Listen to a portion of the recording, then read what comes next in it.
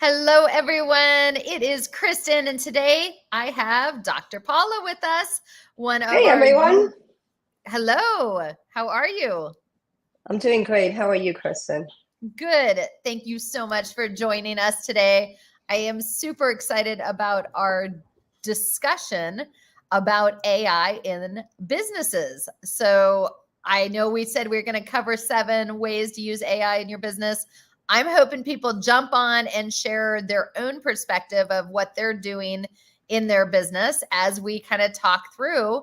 But Dr. Paula, let's kick it off with give us a little more of a description of AI in the workplace, in the small business world.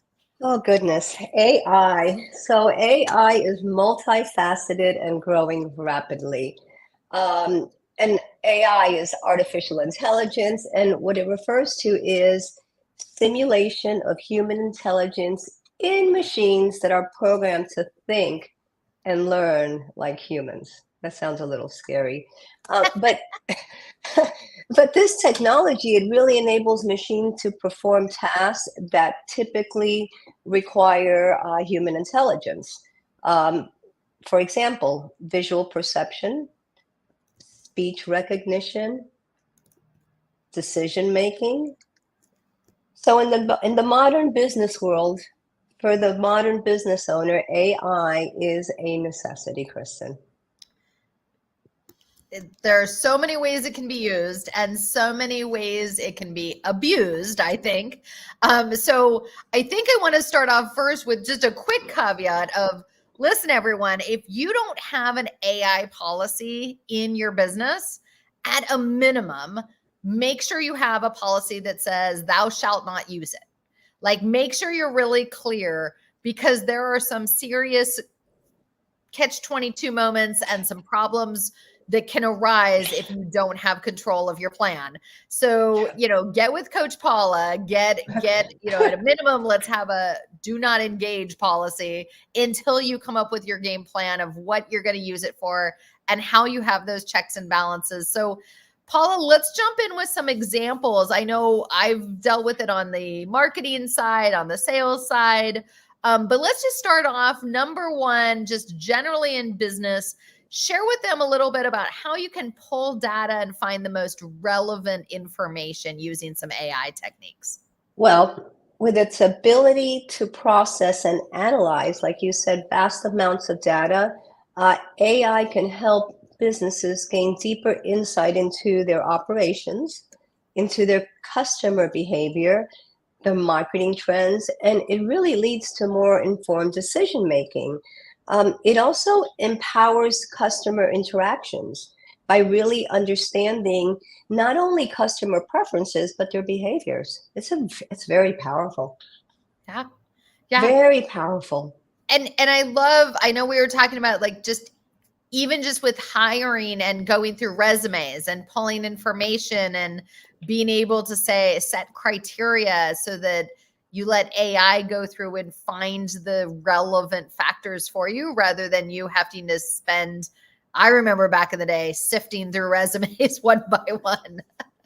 Yeah, talent management, it's talent. And what AI allows us to streamline recruiting.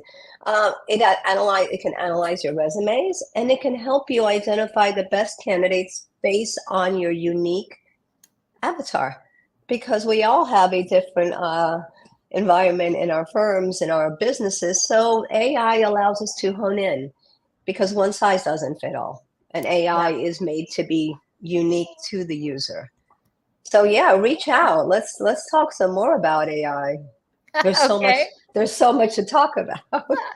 Well, let's go to number 2, automating tasks. This is one of my favorites in that there are so many ways we can now create a smarter sequence and have things automated, or to just remind us of our morning checklists, our evening checklists, and what we do. What are some of your favorite ways of using AI to help automate some of those tasks? Well, I think one of the things I really like is AI tackles the repetitive and time-consuming tasks, such as data entry. such as we talk about this at UIP quite a lot, your block calendar. Yeah. AI can really hone in and help you cement not only the calendar portion, but the repetition. So you're not sitting there doing this or setting the events. AI is there to be your handy dandy assistant. Yeah. And it's so fun to know that it's probably doing the job better than you're doing on some of it. I mean, that repetitive tasks get old after a while and people lose interest and they're not as careful. And listen, computers do a great job of finding that information and doing it. Absolutely. Real quick, what are some of the ways that you advocate for some checks and balances? Because sometimes we need a human to go back and verify information or to confirm that something got completed or done. Where might be some areas where a human might need to be a check and balance? So, and it's funny that you mentioned that, because we've started using the AI note taking over at UIB with our clients, and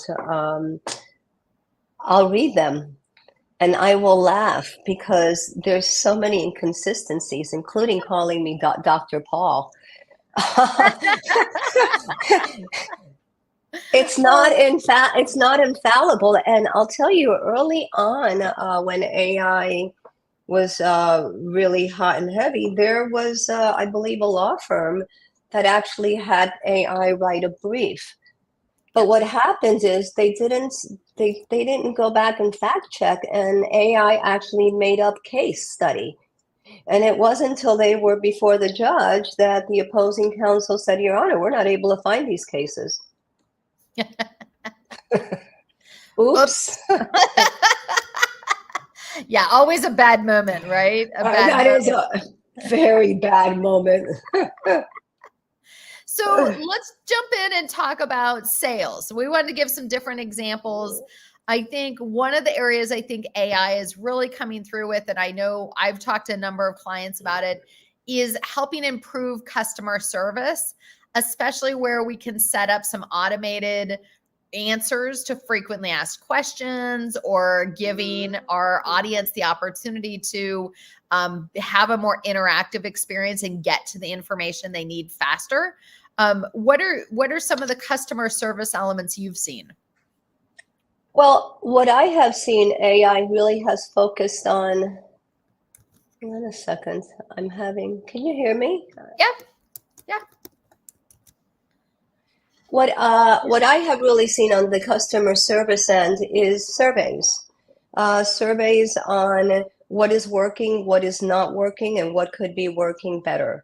It also is transferred over onto onboarding and training, because now you can have your staff directly training with AI and doing the modules with AI. So there's a lot of different areas, and it really, again, it's only limited to what does your firm need.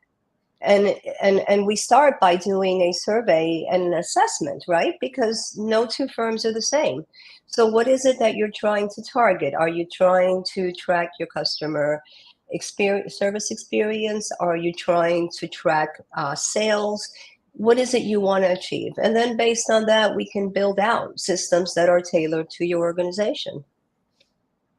Awesome. Awesome. I'm loving all of this. We're going to keep moving on because we want to keep this short and tidy.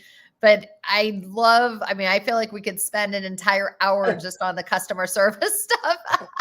But listen, once you have that survey, I think that ties with number 4, refining the customer journey. And I've actually worked with a couple of firms where they were able to plug in their current customer journey and use AI to give them suggestions on how can they make it a smoother process, where could they refine it.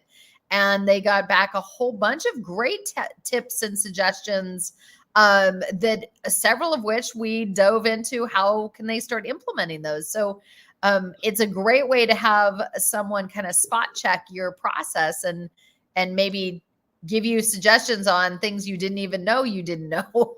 But give me some of your thoughts on That's very refining the true. customer journey. Well, you know something, the customer journey is always tweaking, is always available for tweaking. And what we're seeing is that the customer experience has shifted, especially post-pandemic. And we can gather the insights from that period. And I was speaking with a client who actually noticed a shift in production during the pandemic, and it was a shift towards the positive. And so what we were able to do, because she has all this data, is put her in touch with someone who could actually create something, an add-on for her that can help her pull this information together to see what was spiking and why they were peaking during the pandemic. What were the factors contributing to that? And that's pretty interesting. And not only is it interesting, it's unique. It's unique to the niche that you want to establish for itself. It's unique for strategizing, forecasting, and projecting. And really, it's having this amazing brain there constantly working, and only limited by what you put into it. Yeah. Because you are the driver of all this. AI is only going to give you what you ask of it. And this goes back to what you were saying earlier. We have to be careful, and we have to fact check. We always have to fact check. So okay, so let's talk about the next one. Let's move on to a little bit of marketing. I think using AI to generate ideas for marketing campaigns, such an amazing area where it allows people to get so many great ideas. But you also need that human factor. Is this the right idea to use at this time?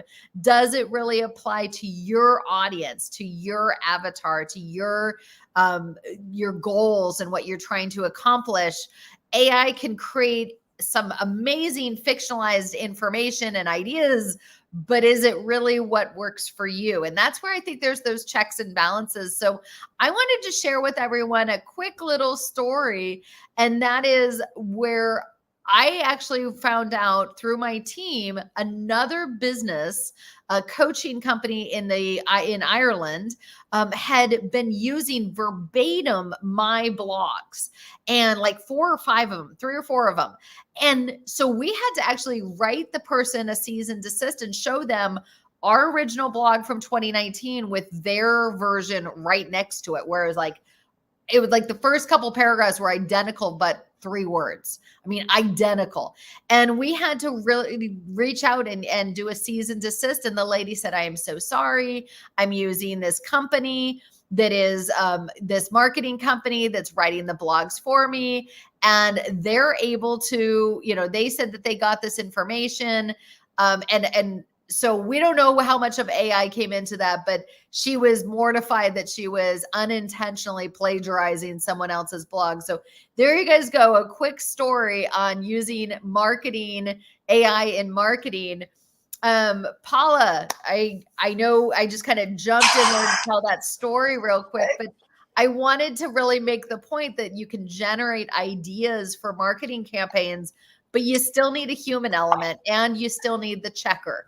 You need to run it through the plagiarism page to make sure it's not otherwise somewhere else. You need to make sure that it's accurate information, yes, that the right person that you're quoting actually said that quote, things like that. There's checks and balances.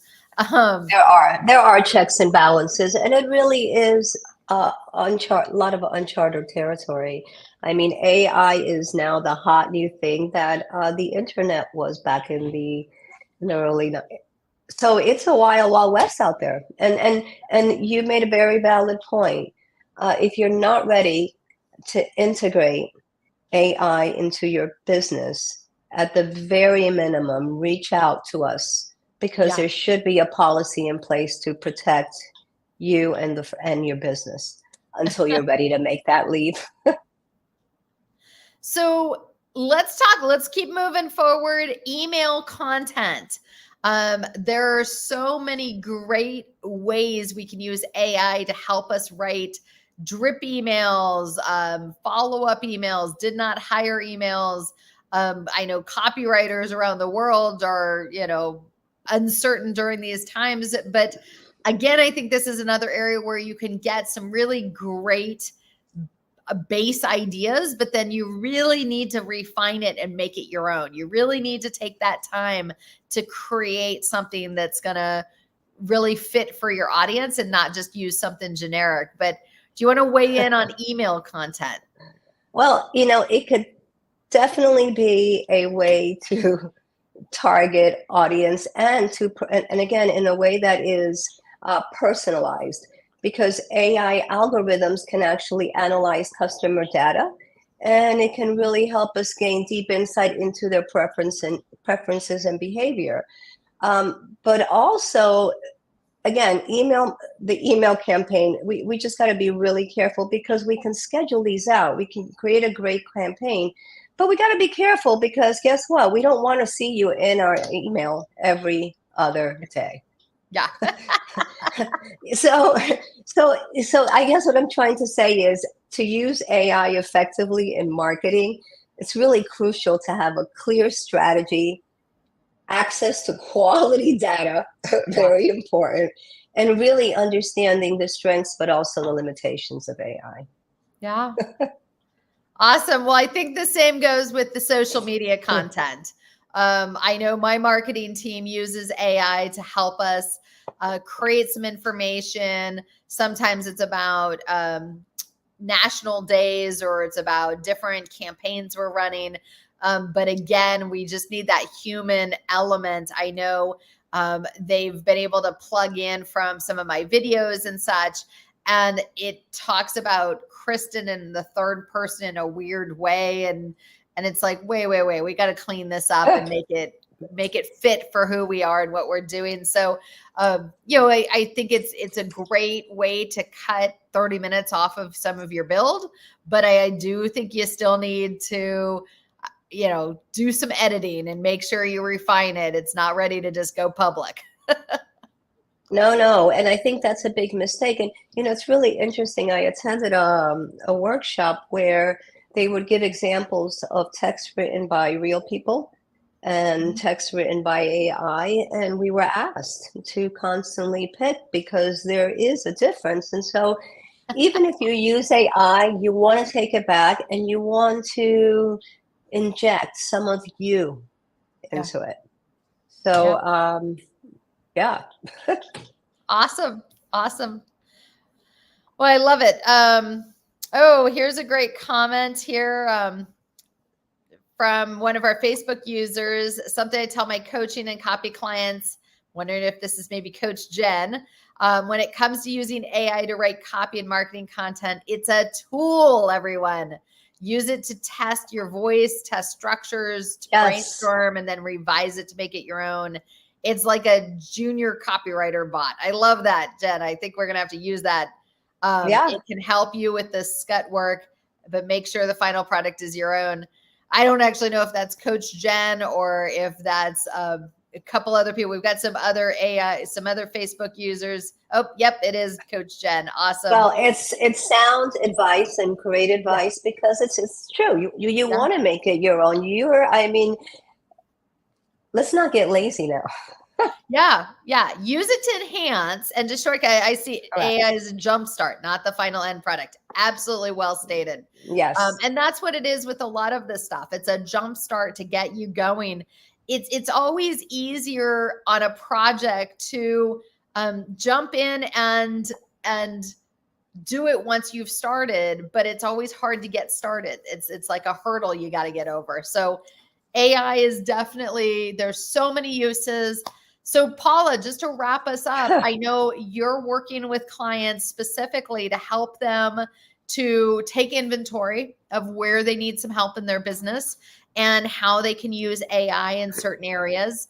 Tell us a little bit about, like, what are you most excited about with working with clients, helping them use AI creatively and strategically in their firms and their businesses? I'm excited to help them discover what they didn't know they needed.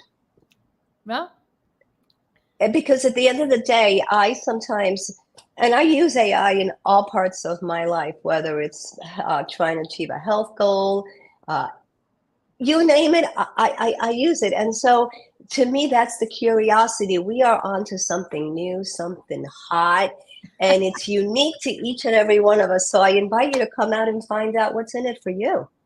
Awesome. Yeah. I love it. I love it. Well, listen, thank you for jumping on. We always want to keep these short and sweet. I think this gave everyone a little teaser, and hopefully they will want more. So for those of you that are interested in coaching with Dr. Paula, jumping into the AI world and getting going, let us know. You can direct message us, email us, Kristen at Upleveling Your Business. Let's talk. Let's see what we can do to help propel you and your team while having those checks and balances to protect your information. So, yeah. Paula, thank you so much for joining us Thank today. you. Thank you. And thank you guys out there. Thank you. And happy Thanksgiving to everyone. Yep. Thanks, everyone. See you later. Bye. Bye-bye.